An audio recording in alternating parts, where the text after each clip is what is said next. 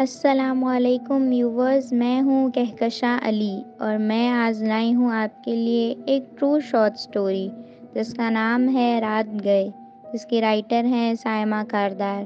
تو کہانی شروع کرنے سے پہلے ہمارا چینل سبسکرائب کرنا مت بھولیے گا۔ پھر ہم چلتے ہیں کہانی کی جانب۔ یہ واقعہ میرے والد صاحب کے ساتھ اس وقت پیش آیا تھا جب ان کی شادی بھی نہیں ہوئی تھی۔ آئیے یہ کہانی انہی کی زبانی سنتے ہیں۔ میرا نام اخلاق احمد ہے۔ پیشے کے حوالے سے ہم سونار ہیں۔ یہ آج سے تقریباً 30 سال پہلے کی بات ہے۔ ان دنوں میں اور میرا دوست عاصم، جو کہ اب سعودیہ میں ہوتا ہے، صرافہ بازار میں کام ختم کر کے ہر ہفتے آخری شو میں فلم دیکھنے جایا کرتے تھے۔ رات کو واپسی میں بائک پر عاصم کو صدر چھوڑتے ہوئے اپنے گھر جایا کرتا تھا۔ ان دنوں میرا گھر واٹر پمپ کی پچھلی جانب بلاک 16 میں تھا۔ ایک دن میں اسی طرح معمول کے مطابق عاصم کو چھوڑتے ہوئے اپنے گھر جا رہا تھا۔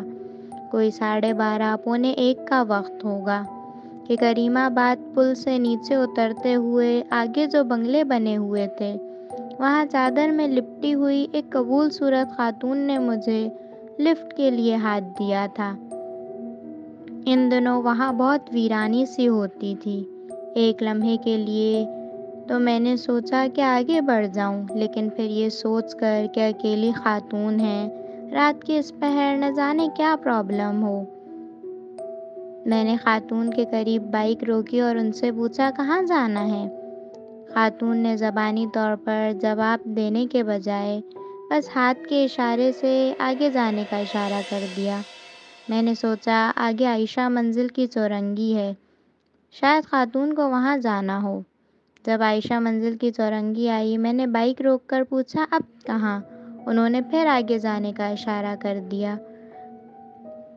میں نے سوچا شاید وہ واٹر پمپ کی چورنگی جانا چاہ رہی ہیں، سو میں نے بائک آگے بڑھا دی تھی۔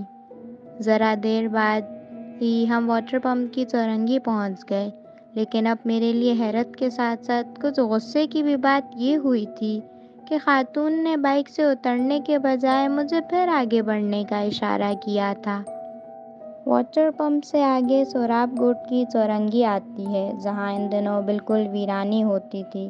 میرا تو جی چاہ رہا تھا کہ مزید آگے جانے سے انکار کر دوں، لیکن نہ جانے کیوں میں ایسا نہیں کر سکا تھا۔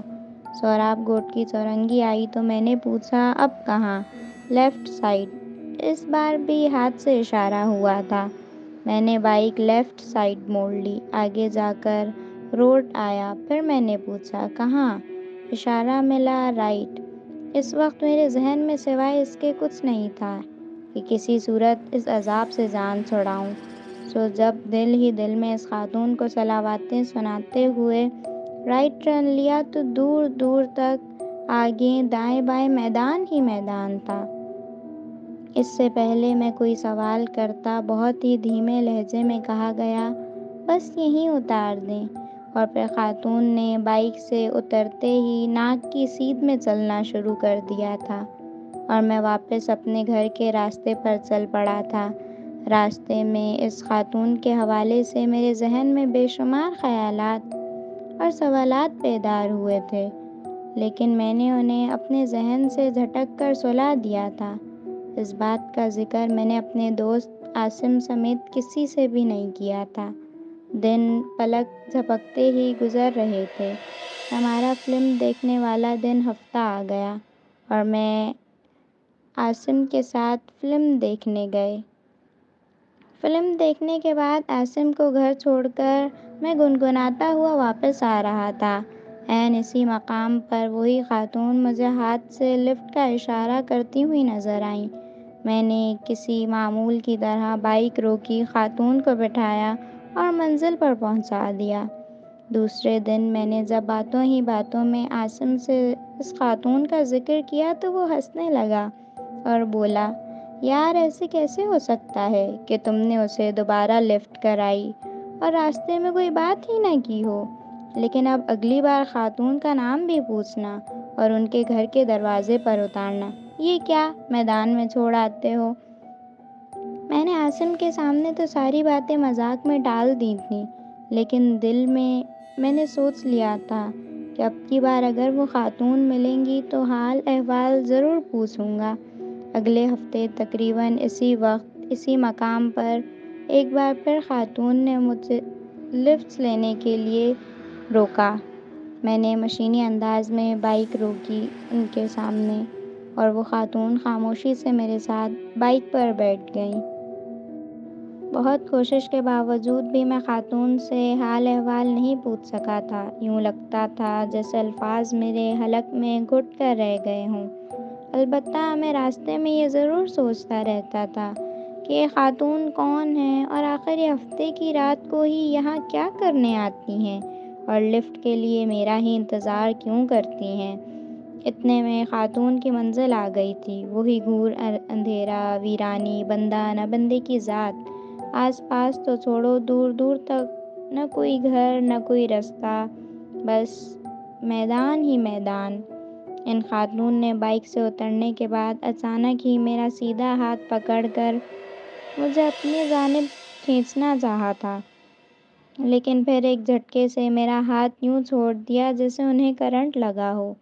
مجھ پر بھی اچانک ایک دہشت سی طاری ہوئی تھی، اور میں نے اسی دہشت اور وحشت کے عالم میں بائک واپسی کے لیے موڑی تھی۔